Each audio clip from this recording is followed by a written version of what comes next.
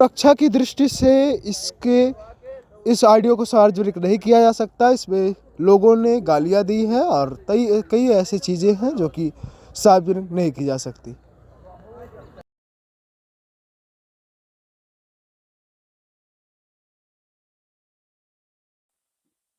नमस्कार साथियों, धर्म नगरी अयोध्या में मौजूद हूँ। जैसा कि आप सभी को विदित है, आपने यह वीडियो देखकर जान ही लिया होगा मैं किस परिप्रेक्ष्य में यह बात करने के लिए यहाँ उपस्थित हुआ हूँ।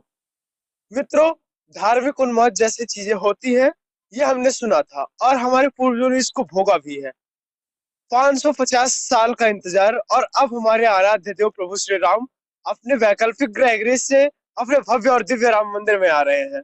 उसके उपलक्ष्य में ऋषियों ने बहुत सारे आयोजन किए हैं। उसी परिप्रेक्ष्य में प्रभु रामभद्राचार्य जी महाराज ने 1008 कुंडीय यज्ञ, दिव्य और भव्य यज्ञ किया था। उसमें कई सारी ऐसे कलाकृतियों को आकर्षण दिया गया था जो आकर्षण का केंद्र बनी हुई थी। उसमें से प्रभु श्री राम की प्रतिमा के साथ तोड़फोड़ की गई।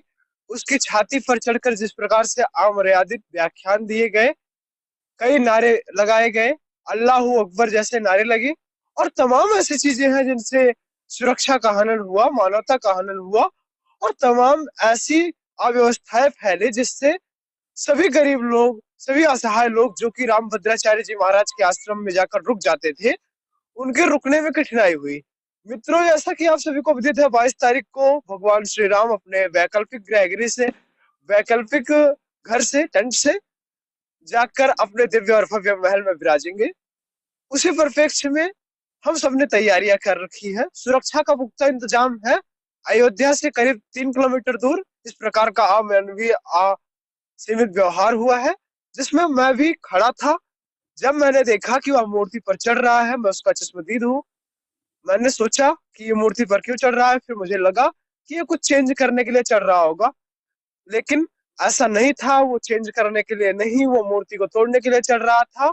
और फिर इतने में ही हम लोगों ने उसको उतारने का प्रयास किया, वो नहीं उतरा। कुछ लोगों ने उसको फूलों से, कुछ लोगों ने जिनके हाथों में जो जो था उससे उतारने का प्रयास किया, लेकिन वो नहीं उतरा। फिर भी लोगों ने सहिष्णुता दिखाई और उसको नीचे उतारा किसी तरह से, और नीचे उतारने के बाद उसकी सर्विसिंग की गई। सर्विसिंग करने की प्रक्रिया बहुत लंबी नहीं चल पाई क्योंकि शासन प्रशासन के लोग वहां उपस्थित हो गए। शासन प्रशासन के लोगों ने उसको बचा लिया और सुरक्षा घेरा बनाकर जांच के लिए आगे भेज दिया। लेकिन इस प्रकार के अमानवीय व्यवहार जिस प्रकार से समाज में संलिप्त है, क्या यह जरूरी नहीं है कि सुरक्षा की दृष्टि से अयोध्या को और सुरक्षित किया जाए? अयोध्या का अंदरूनी एरिया जो है, मंदिर से लेकर और घाट तक का जो एरिया है, वो बहुत ही सुरक्षित है। आप बिना जांच के अंदर नहीं जा सकते, प्रवेश नहीं कर सकते। लेकिन जो अयोध्या का वह एरिया है, बाहर का एरिया है, जहाँ दिव्य और भव्य आयोजन हुए हैं, उन अनुष्ठानों को, वहां के लोगों को सुरक्षित करने की और आवश्यकता है। अगर ऐसा किया जाता है, अमानवीय व्यवहार कम होंगे और इस प्रकार के सामाजिक दुर्दांतक स्थितियां नहीं बनेंगी। मित्रों, जैसा कि आपको मैंने बताया कि वो अल्लाह अकबर के नारे लगा रहा था, अल्लाह अकबर के नारे लगाकर धार्मिक उन्माद फैलाने का प्रयास कर रहा था। और भगवान प्रभु श्री राम की मूर्ति की छाती पर चढ़कर जिस प्रकार का अमानवीय व्यवहार किया, ये अपने आप में सामाजिक हिंसा को बढ़ावा देता है। मैं और नेटवर्क मैं और नेटवर्क उत्तर भारत इसका बिल्कुल भी समर्थन नहीं करते। आप लोग देखिए इस वीडियो को और बताइए लोगों को कि अयोध्या को और सुरक्षित करने की आवश्यकता है। बाकी आप इस अमानवीय व्यवहार के बारे में क्या समझते हैं, अपनी राय जरूर दें। धन्यवाद।